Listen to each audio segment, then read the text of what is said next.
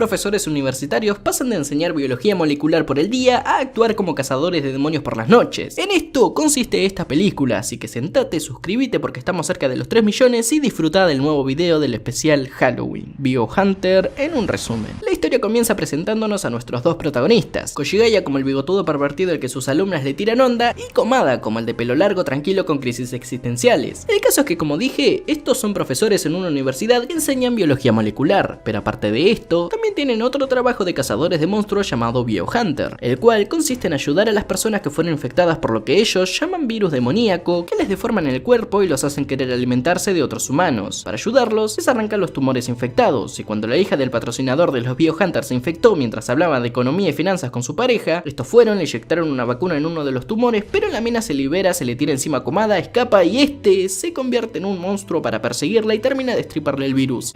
Sí, dato de vital importancia para la trama, Komada también está infectado con el virus y a un nivel muy superior que le permite convertirse en un monstruo, pero es capaz de controlarlo. Bueno, más o menos, porque cada vez que se transforma pierde su humanidad. Aparte de que cada vez que está por pasar un caso relacionado con el virus, se larga a llorar inconscientemente. Es algo así como el sentido arácnido, pero de monstruos. El caso es que estos dos están estudiando el origen del virus demoníaco y haciendo vacunas para poder ayudar a los demás humanos. Aparte de que en las noticias viene haciéndose mucho ruido con casos de chicas jóvenes que fueron masticadas hasta morir por algún animal desconocido. Así que también estarían investigando eso. Y una noche, cuando Komada iba de camino a una reunión, se cruza con unos tipos que estaban persiguiendo a una indefensa chica con minifalda, a los cuales, como este no les dijo por dónde se fue la mina, intentaron lastimarlo para que hablara, pero como Komada es mitad monstruo, no les hizo nada, porque justo llegó la policía, así que los tipos salieron corriendo. Ay, pero si no hubiera llegado nadie, sabes la masacre que se hacía, ¿no?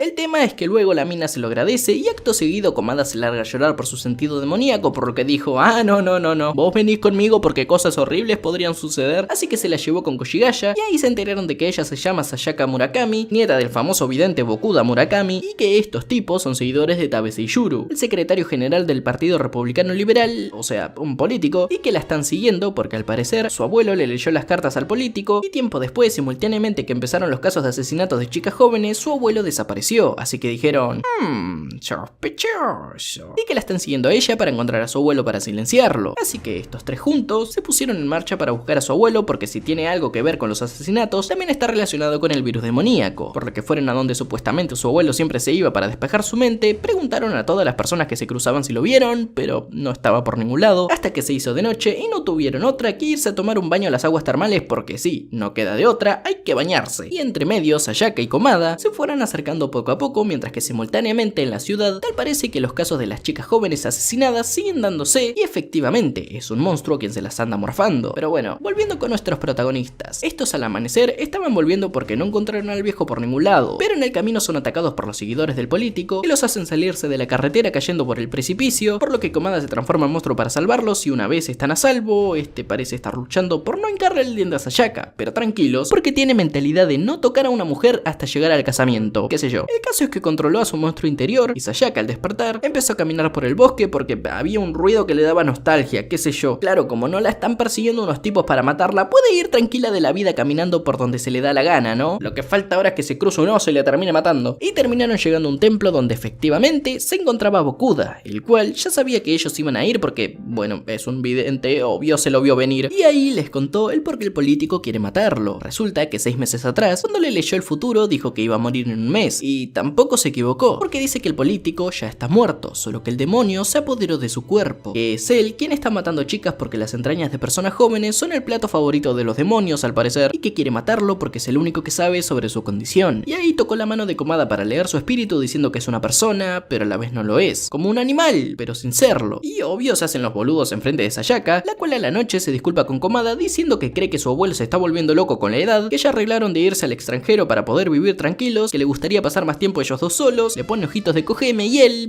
no hizo nada, sino que fue su demonio interior quien al verla bajo la luz de la luna trató de tocarla. Obvio esta al darse cuenta esconde su mano y yo creo que el demonio interior en realidad quería darle una mano, nunca mejor dicho, como diciendo dale amigo, es re obvio que quiere contigo, movete. Por otro lado, Koshigaya estaba hablando con el viejo sobre que el virus demoníaco lo llama como posesión demoníaco de los muertos, porque en realidad un espíritu demoníaco posee el cuerpo de un muerto, haciendo que la persona no se dé cuenta de que ya está muerta y que solo una persona completamente poseída puede matar a otra. Pero bueno, por otro lado, los seguidores del político se enteran de la ubicación de nuestros protas tras interrogar de forma poco amable a un ex estudiante de Bokuda Bokuda. Dejaron inconscientes a Koshigaya, secuestraron a Sayaka y a Bokuda y a Komoda, le tiraron una caja con bombas haciéndolo explotar y una mano suya salió volando cayendo justo en el helicóptero por el que escaparon, pero ¡qué eficiencia, carajo! De ahí, al despertar en el hospital, con los poderes del virus demoníaco puede usar su mano como radar sabiendo dónde está Sayaka, la cual parecía estar siendo acosado por el político, pero viejo verde cochino, y donde también estuvo interrogando al abuelo de esta, así que se pusieron en marcha y a la misión imposible pasaron desapercibidos dejando inconscientes a todos para poder entrar. Con la mano consiguió liberar a Sayaka, la cual terminó fusionándose con él, sí. Y mientras que Koshigaya entraba al edificio, al mismo tiempo Komoda se pone a pelear contra el guardaespaldas más grandote, pero obvio con sus poderes demoníacos lo hace mierda, mientras que al mismo tiempo Sayaka después de liberarse llegó por la ventilación hasta donde Tabe estaba interrogando a su abuelo, donde termina mostrando su bicho interior matándolo por lo que ella grita. En eso llega Koshigaya pero lo pierde de vista porque el monstruo empezó a perseguirla por las tuberías. El viejo ya está remuerto así que no nos importa, vamos a lo importante. Komoda evolucionado en un monstruo al escuchar el grito de Sayaka fue corriendo hasta llegar a un galpón y ahora sí que sí empieza la pelea final entre monstruos.